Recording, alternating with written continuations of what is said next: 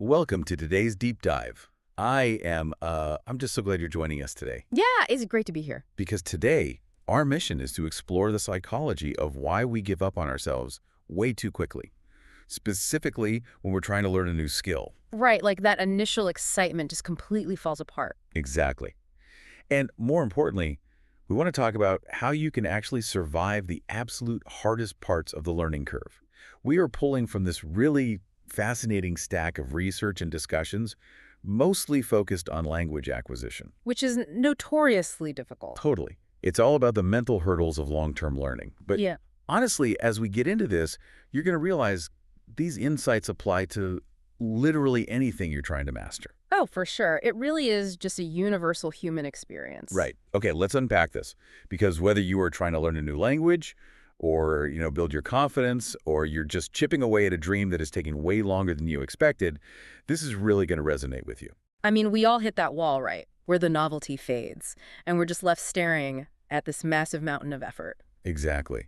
And it's actually really funny how completely differently we treat physical limitations versus mental ones. Oh, totally. We are so much harder on our brains. We really are.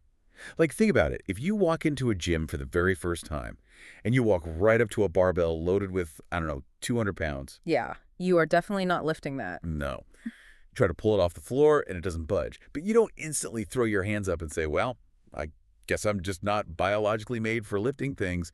I should probably just never use my arms again. Right, you just assume you need to start with lighter weights. The failure is entirely expected. Exactly. It's expected. It's just physics. You don't take it as this personal indictment of your character. But the second we try to learn a new complex mental skill, like, say, speaking a foreign language or writing code or picking up an instrument, Any of those, yeah. and we freeze up or we forget a simple rule, our brain instantly hits the emergency stop button.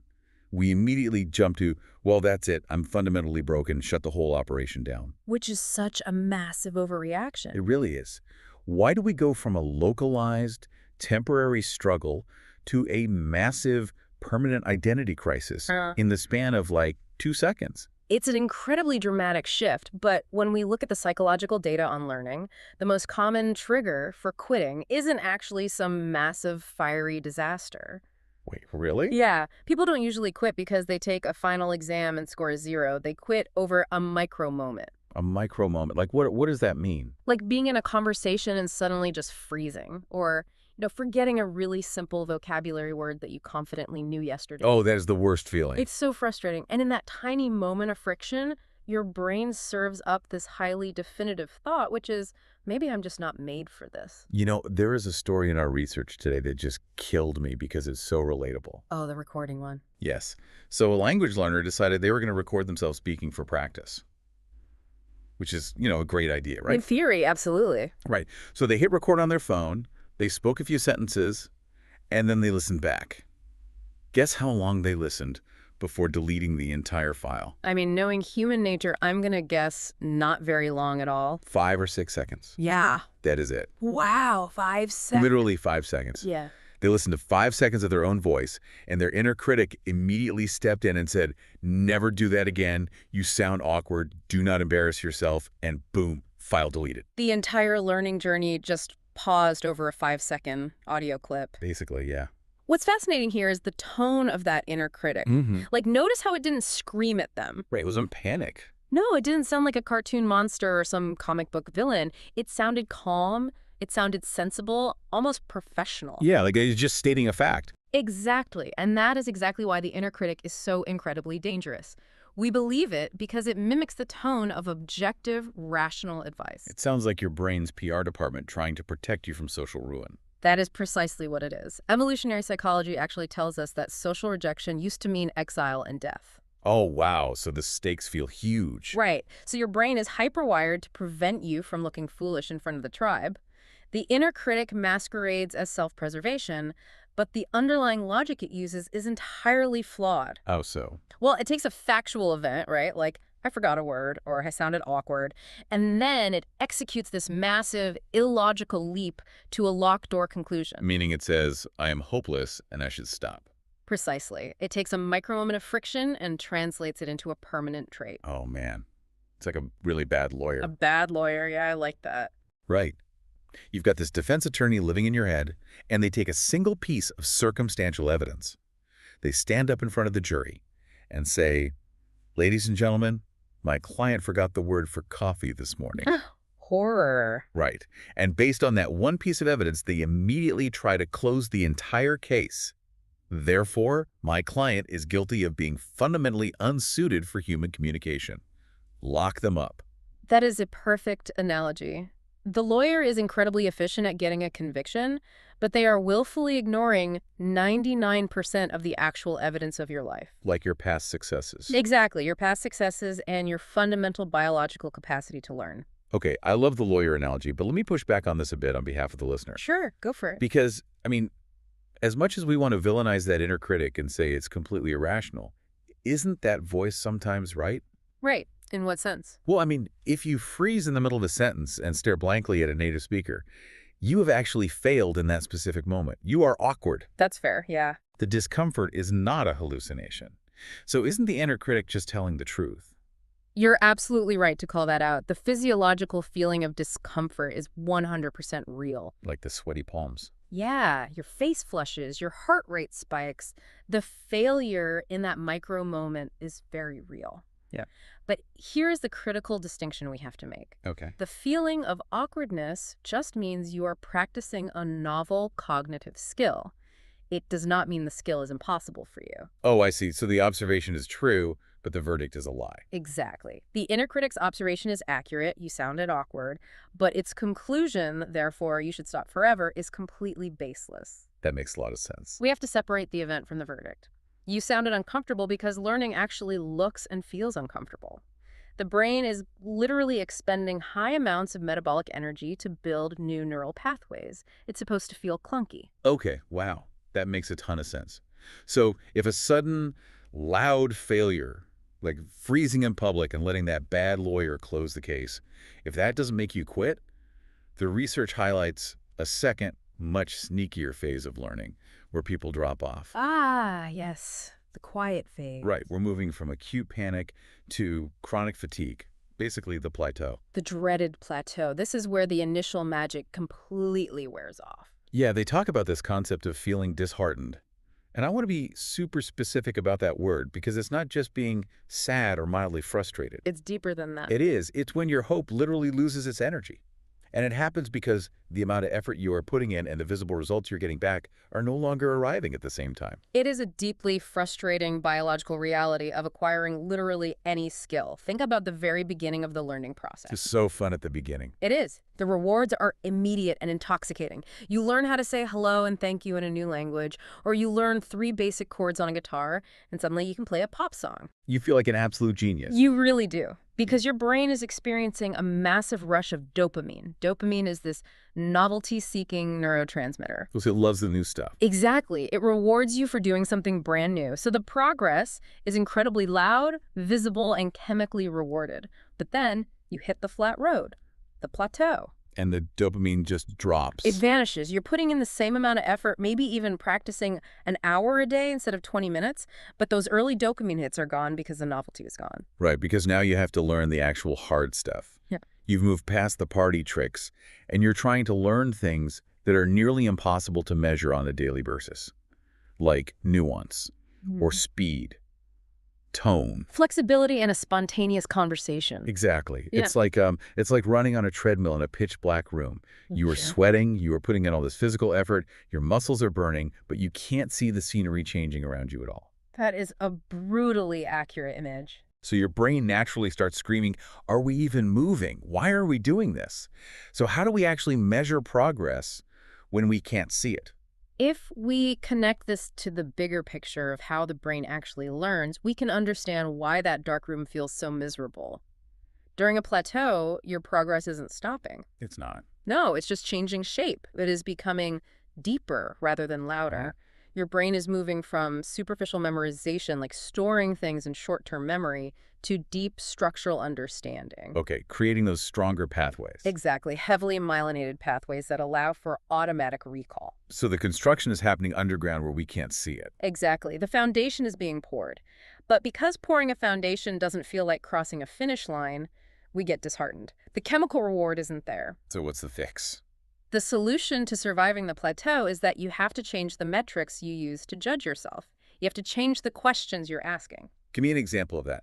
Like, what's the wrong question and what is the right question to ask in the darkroom? Well, the wrong question during a plateau is the absolute binary question. Am I fluent yet? Or am I a master at this code yet? Right, because the answer is always no. Exactly. Asking that every day sets you up for constant, localized failure. The better questions measure the invisible structural progress. Like what? You ask yourself, can I understand the main idea of this podcast slightly faster than I could a month ago? Or, if I make a mistake, can I continue the sentence instead of completely shutting down? Oh, wow, I love that. Like, can I explain my idea using simpler, slightly clunkier words if I completely forget the complicated word I wanted to use? Yes, that is perfect. Because that flexibility is the huge neurological victory, but it doesn't feel like you conquered a mountain, so we tend to just ignore it. Precisely. Those nuanced questions show movement on the flat road. They prove that the treadmill is actually taking you somewhere, even if the scenery isn't whizzing by. Okay, so a plateau is a lack of visible progress. It's a treadmill in the dark. Yeah. But what happens when the treadmill actually throws you off entirely? Ouch. Because the research also spends a lot of time on how we handle active, painful setbacks. And honestly, this is where I think it gets really tricky to maintain your morale. Oh, setbacks are the ultimate stress test for a learner. This is where most people permanently walk away. There's this really powerful example in the material about a learner who wants to get better at speaking English. So every single day, she sits quietly in her room and watches English videos. Okay, pretty common method. Very common. Yeah. She is diligent, she is putting in the time, but then she goes out into the real world. Someone at a cafe asks her a very simple question, and she completely freezes up. Nothing comes out. Nothing. Mm. Naturally, her immediate instinct is to think, well, I guess I'm just biologically bad at this. All those hours in my room were for nothing. Which is a completely understandable emotional reaction. I mean, we've all been there. Totally. But cognitively, we have to reframe what a setback actually is. A setback isn't some cosmic punishment. Yeah. It isn't a final judgment on your intellectual potential. It is, quite simply, neutral information. Neutral information. Yeah. In the case of that specific learner, the lesson isn't that she is incapable of learning English. The lesson is that her specific method of practice, just passively watching videos, hasn't trained the neurological pathways required for spontaneous speaking. Because recognizing a word and recalling a word are two totally different mechanisms in the brain. Exactly. She built the recognition pathway, but not the active output pathway. So the setback is just a diagnosis of the method, not the person. There's a brilliant phrase used to describe this, actually. Setbacks are just feedback with bad manners. Feedback with bad manners. Okay, that is a great quote, but I'm going to hold your feet to the fire on this one. Because that sounds super enlightened when we're sitting here in a studio analyzing it. But practically speaking, when you were standing there in the cafe and a native speaker asks you a question and you freeze, It's awful. your face gets hot, your hands get sweaty, and the silence just stretches out. Yeah. You are in a physiological stress response. Full fight or flight. Yes. And in those specific 5 seconds, feedback is the absolute last thing you care about. You just want the ground to open up and swallow you whole. True. Very true. So what is the actual actionable advice for pushing through that visceral embarrassment in the moment? It is brutal in the moment, you're right. You have cortisol flooding your system, and you cannot just positive think your way out of a biological fight or flight response. Right, you can't just smile through it. No. The key actionable advice for that specific moment of panic is a concept we'll call lowering the weight. Oh, going back to our gym analogy. Exactly. When the weight on the barbell is too heavy and you can't lift it, you don't cancel your gym membership forever. You just take plates off. You take plates off the bar. When you are paralyzed by embarrassment in a conversation, it means your expectations for yourself in that moment are just way too heavy. You are expecting perfect, grammatically flawless fluency. Right. So you have to drop the weight immediately. You shift your entire measurement of success from perfection to recovery. Measure recovery, not perfection. Okay, how does that look in actual practice? Think about it this way. Let's say you froze in a conversation last month, panicked, and completely walked away. You just fled the scene. Been there. Right. But this month, you are in the cafe, you freeze, your face gets hot, your heart races, but you take a breath, you pause, and you manage to answer with one single, incredibly simple, grammatically incorrect sentence. To the inner critic, that still feels like a humiliating disaster. I know, it does. But from a neurobiological perspective, it is a massive, monumental victory. Really? Because you didn't run away? Because you recovered, you stayed in the room, you proved to your brain's fear center that the freeze is not a permanent state and that social interaction is not a mortal threat. Wow. You lowered the weight, you lifted it once, and you survived. That is how you push through the embarrassment. You make the acceptable threshold for success so incredibly small that you can't fail to step over it. That is wow. So what does this all mean for the big picture? Because now we know how to identify the bad lawyer of the inner critic. We know the science of surviving the dark room of the plateau. Yep. And we know how to treat setbacks as rude feedback by just lowering the weight. Yeah. But what does it actually take to stitch all of this together over months or years? This brings us to the core concept of perseverance. Perseverance, which is such a loaded word. It really is. It is arguably one of the most misunderstood concepts in all of personal development. Totally. I really appreciate how the research contrasts what they call the movie version of perseverance with real-life perseverance. Ah, the movie version is exhausting. It is so dramatic. It's the Rocky training montage. You're running in the freezing rain. You're staring intensely at a mountain. There's a heavy synth pop track swelling in the background. Sweating profusely. Right. And you're just violently pushing through the pain through sheer, unrelenting willpower. And that cinematic version is actually incredibly toxic for real-world cognitive learning. Why is that? Because it implies a very dangerous premise. It implies that if you are struggling, you just aren't trying hard enough. It demands that you suffer silently. Right. The movie version says if your method is broken and making you miserable, just push harder on the broken method. Which is a guaranteed recipe for burnout. You cannot muscle your way to fluency or mastery if the mechanics of your learning are wrong. Real perseverance is much quieter, but vastly more powerful. How does the research define it? It's defined as commitment with adjustment. Commitment with adjustment. Break the mechanics of that down for me. It means the overriding direction, like your ultimate goal, stays exactly the same, but the method you use to get there is fluid and completely allowed to change. Boom. Perseverance isn't blindly smashing your head against a brick wall. If you've been avoiding speaking practice because your nerves are too bad, perseverance isn't waking up and yelling at yourself to just be brave. Because that doesn't work. It never works. Perseverance is adjusting the method. It means returning to the practice, but maybe bringing a pre-written script with you this time so you feel biologically safer. Oh, I see. Or like if you're trying to listen to an advanced podcast in a new language and it's just a wall of noise, perseverance isn't forcing yourself to listen to it 10 times at full speed until you literally cry out of frustration. Exactly. It's adjusting the method by slowing the audio down to 0.75 speed. Exactly. You keep the commitment to the learning, but you ruthlessly adjust the method to fit your current reality and capacity. So wait, I want to be really clear about this. Are we actually saying that the secret to not giving up is giving yourself permission to do less? Yes. Absolutely. Wow. Most learners do not need a flawless, hyper-optimized, relentless learning plan. What they actually need is a reliable way back into the work without shame. Without shame. That's the key. The shame of failing is what keeps people away.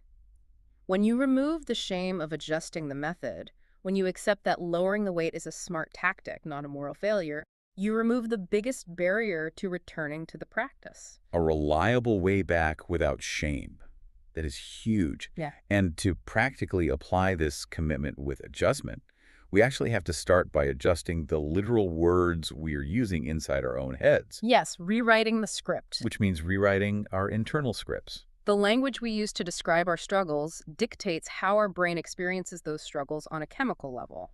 The research outlines these specific reframings that I want to walk through because they're incredibly practical for you listening. So the first one is taking the classic defeatist statement, I am bad at English, or I am bad at math, or bad at coding, whatever it is. Right. That's a final judgment. It's a locked door. Instead, the reframe is, I'm still building my English, and I need more time.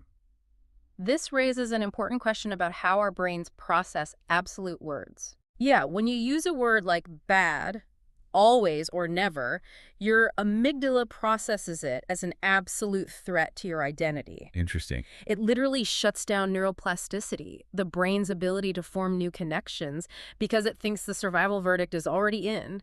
Saying I am bad tells your brain the story's over. Conserve energy, stop trying to grow. But a phrase like still building, that is dynamic. It leaves the door open. Yes, it leaves the door wide open for the next step. It honestly acknowledges the current deficit without condemning your future capacity. The second reframe they suggest is for those moments of total overwhelm.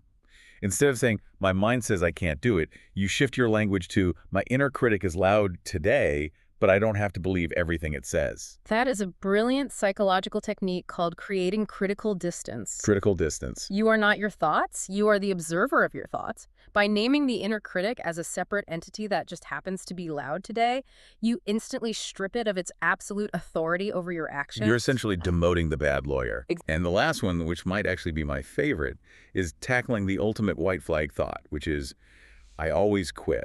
Instead of claiming that identity, you say, I've stopped before, but I'm learning how to come back. That one is profound because it doesn't rely on delusion. It acknowledges your factual history.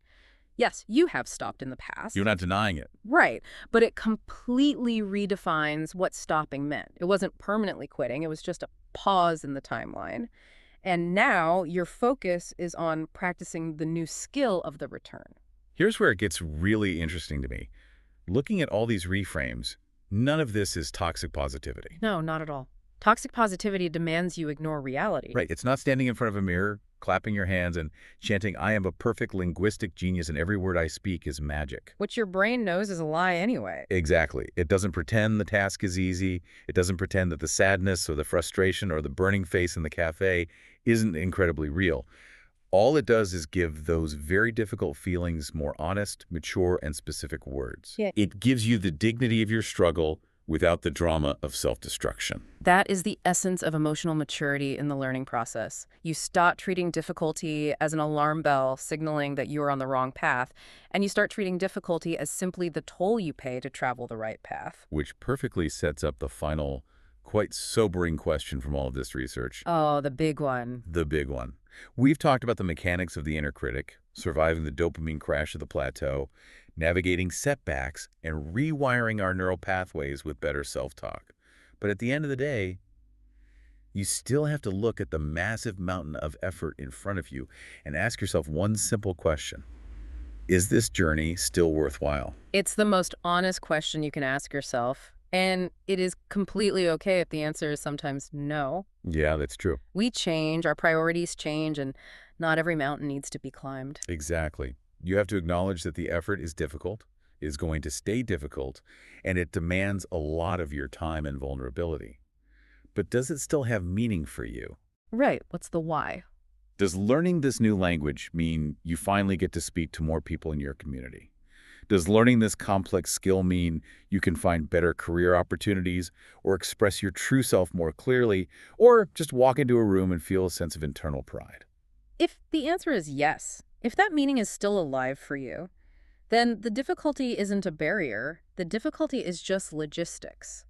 If the journey still matters, the game plan is actually incredibly simple, even if it's not easy. You rest when you need to. You ruthlessly lower the weight when the embarrassment hits. You make the next step as tiny as it needs to be to avoid paralyzing yourself. And you just come back. Just come back. Whatever you do, you don't let a bad lawyer close the case on your potential early. Don't give up on yourself too quickly. I want to leave everyone with one final thought to mull over, building on everything we've unpacked today. Please do. I want you to think about the one dream or the one skill in your own life that you have quietly put up on a high shelf. The one you walked away from because the plateau felt too dark and too long, or because that inner critic sounded just a little too professional and sensible that day.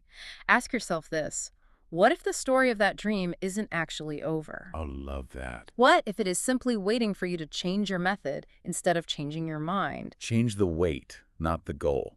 Remember, just because you couldn't lift the 200 pounds on day one doesn't mean you're not meant to be in the gym. Thank you so much for joining us for this deep dive. Keep learning, keep returning, and we will catch you on the next one.